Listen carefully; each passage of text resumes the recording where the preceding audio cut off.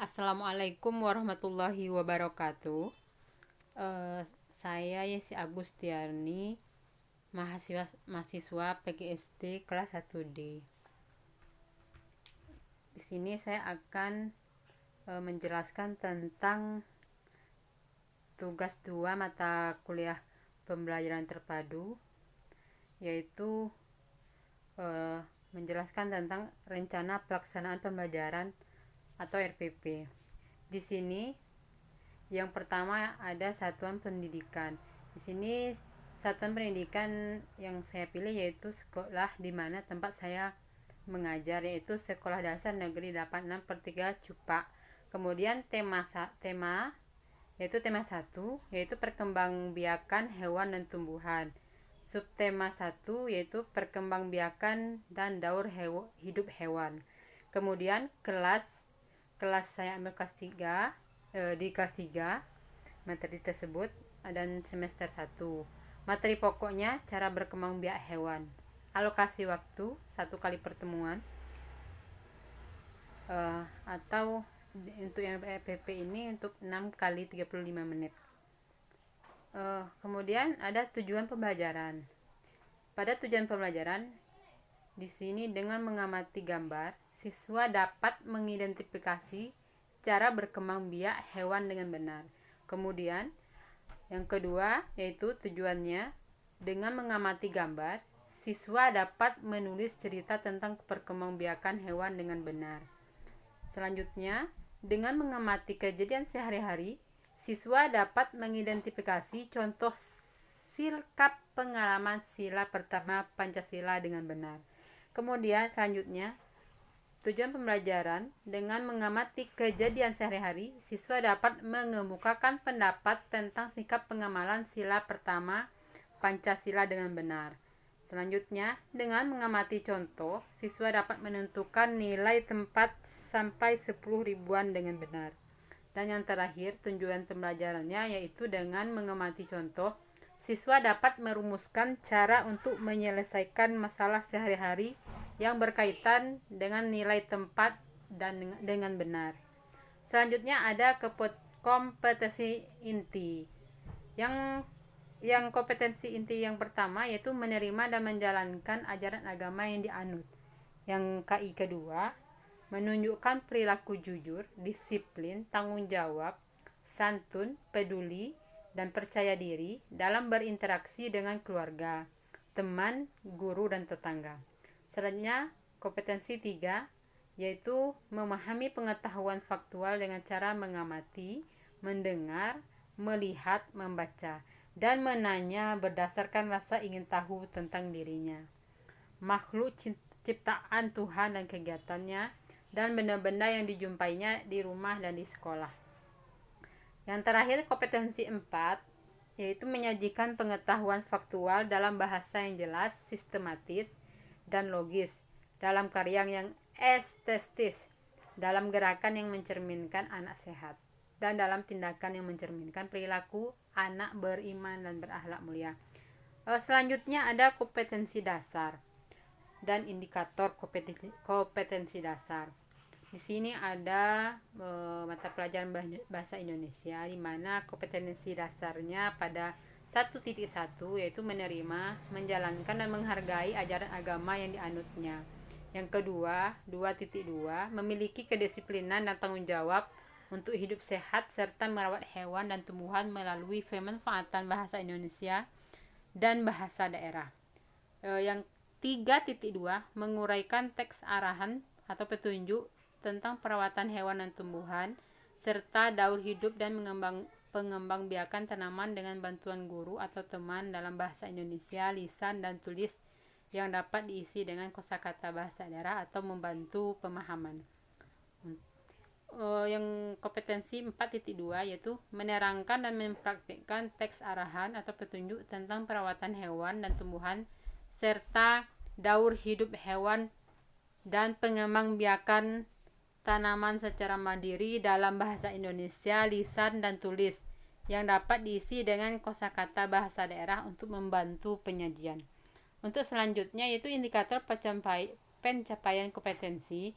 Untuk yang di sini pada mata pelajaran bahasa Indonesia, indikatornya pada 3.2, yaitu 3.2.1 mengidentifikasi isi teks tentang cara berkembang biak hewan. Dan pada kompetensi yang 4.2, di sini ada 4.2.1 menulis cerita tentang perkembangbiakan hewan. Selanjutnya ada mata pelajaran PPKN. Kompetensi dasar 1.1-nya menerima keberagaman karakteristik individu dalam kehidupan beragama, suku bangsa, ciri-ciri fisik, fisikis, dan hobi sebagai anugerah Tuhan Yang Maha Esa di lingkungan rumah dan sekolah. Selanjutnya 1.2,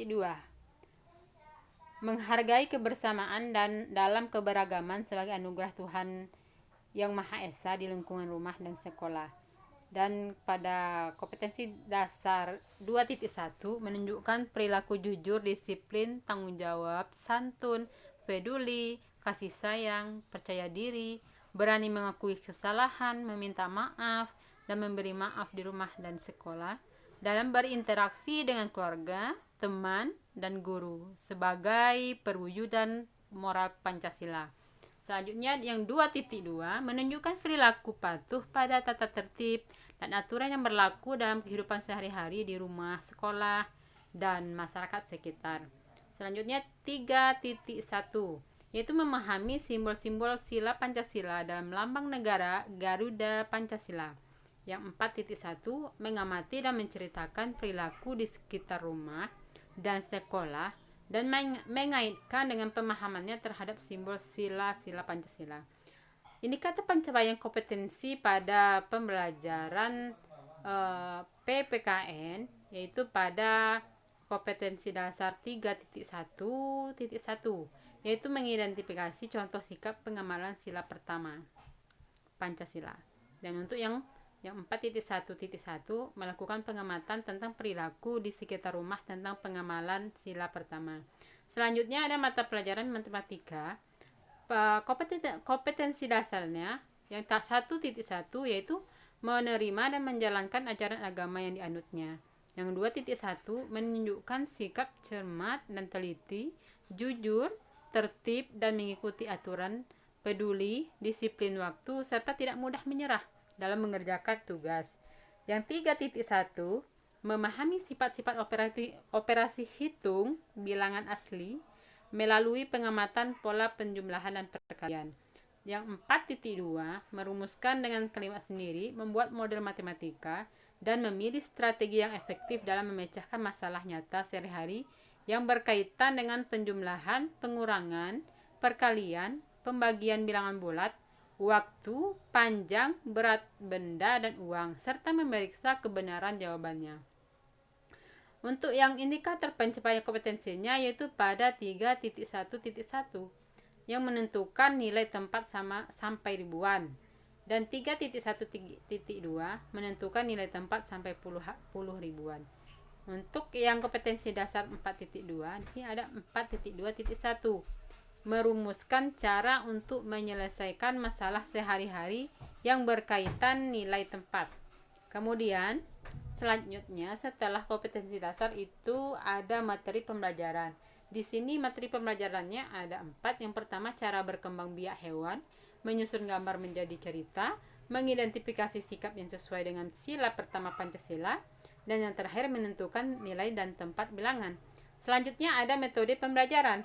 Metode pembelajaran di sini menggunakan pendekatan saintifik, yaitu mengamati, menanya, mengumpulkan informasi, mencoba, mengasosiasi, mengolah informasi, dan mengkomunikasikan. Dan metodenya yang digunakan yaitu metode permainan, simulasi, diskusi, tanya jawab, penugasan, dan ceramah.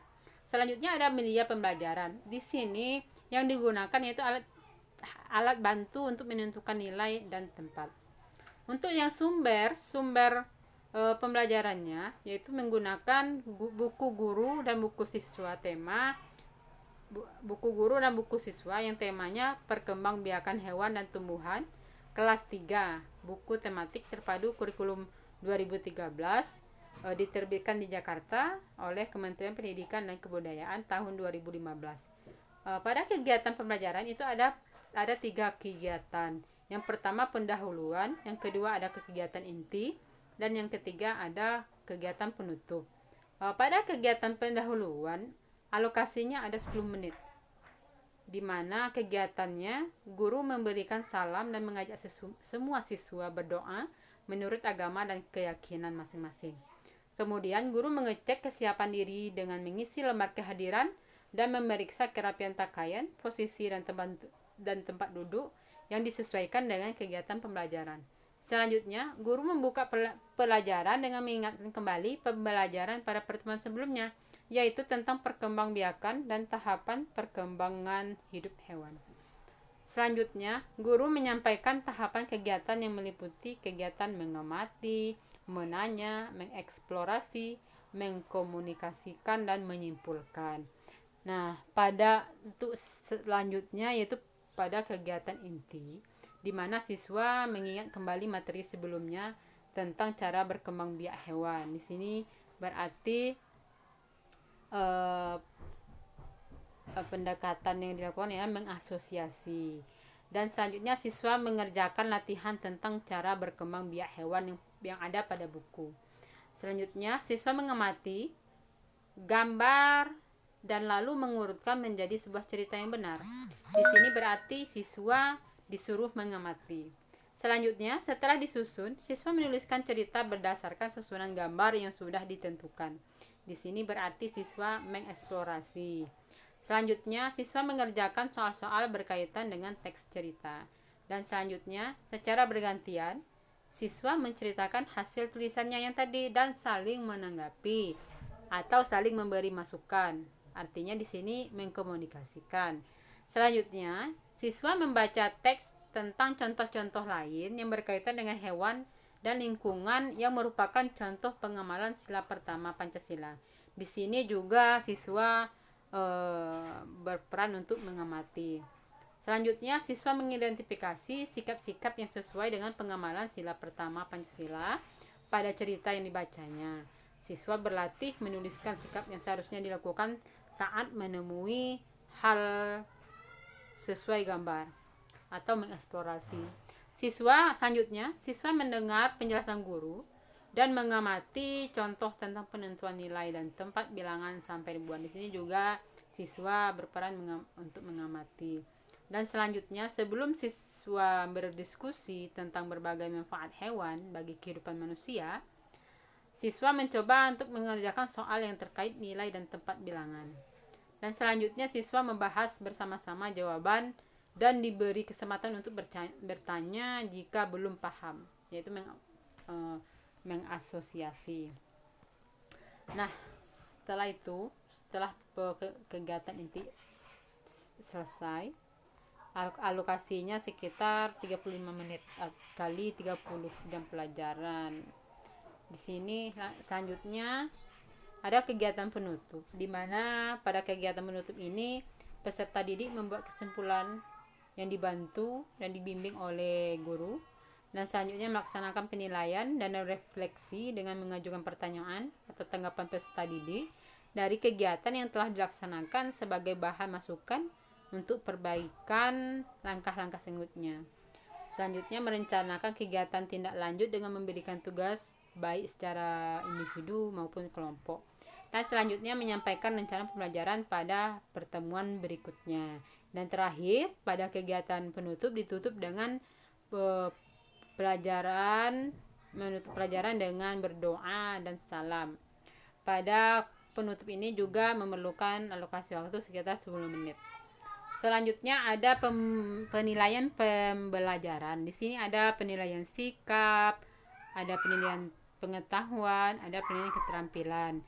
Pada penilaian keterampilan itu ada 2. Yang pertama, rubrik kegiatan menulis cerita sesuai urutan gambar, dan yang kedua ada rubrik menyampaikan sikap. Pada penilaian sikap, di situ yang dinilai perubahan tingkah laku siswa, gimana santunnya, gimana pedulinya, dan gimana tanggung jawabnya. Di situ ada nilai ada nilai kurang, ada nilai cukup, ada nilai baik, dan ada nilai sangat baik. Kemudian penilaian pengetahuan yang di sini tertulis. Yang pertama adalah menentukan cara berkembang biak hewan dengan cara bertelur atau melahirkan. Skor setiap soal itu 1, jika benar semua 1 kali 10. Soalnya ada 10, jadi nilainya 10.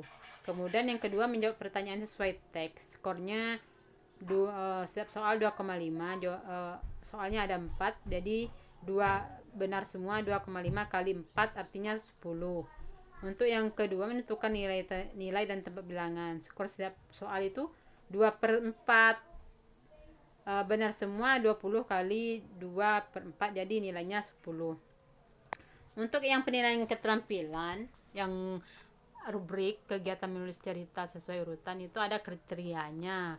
Yang pertama, penggunaan huruf besar dan tanda baca. Dan kedua, kesesuaian isi laporan yang ditulis. Yang ketiga, penulisan. Yang keempat, penggunaan kalimat yang efektif. Di situ nanti yang bisa dinilai ada sangat baik, ada cukup, dan ada kurang. Di mana pada yang kriteria penggunaan huruf besar dan tanda baca, jika menggunakan huruf besar di awal kalimat dan nama orang, serta menggunakan tanda titik di akhir kalimat lengkap, berarti dia mendapatkan sangat baik. Tapi jika terdapat satu atau lebih kesalahan dalam menggunakan huruf besar dan tanda titik, artinya dia mendapatkan baik. Kemudian jika terdapat lebih dari 2 kesalahan dalam menggunakan huruf besar dan tanda titik, berarti dia mendapatkan cukup.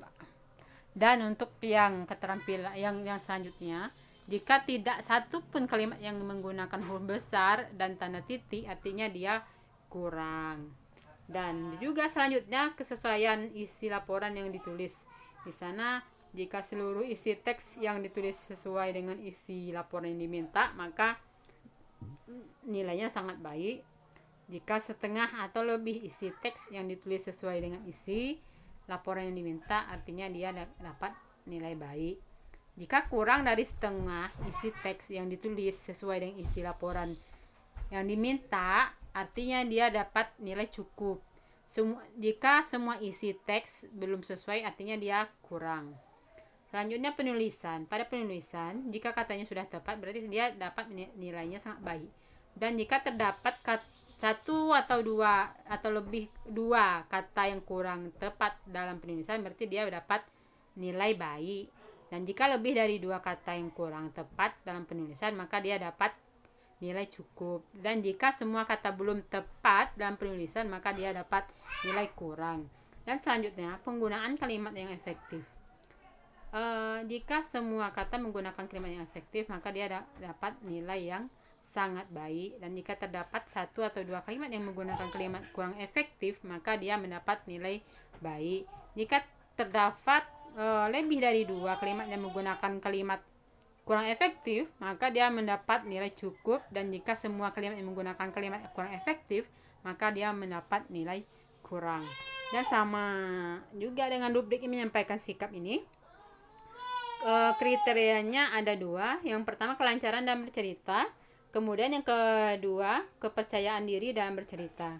Di sini juga, jika yang pertama, jika seluruh cerita yang disampaikan dengan lancar, berarti dia mendapatkan nilainya sangat baik. Jika setengah atau lebih bagian cerita yang disampaikan dengan lancar, maka dia dapat nilai baik.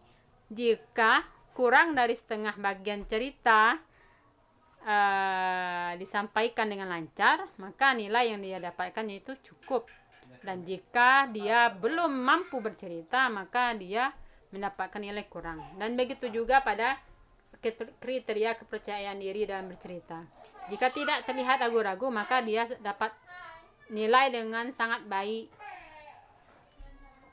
Dan jika dia terlihat ragu-ragu, maka dia baik.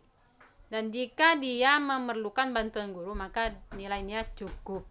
Dan jika dia belum menunjukkan kepercayaan diri, maka dia dapat nilai kurang.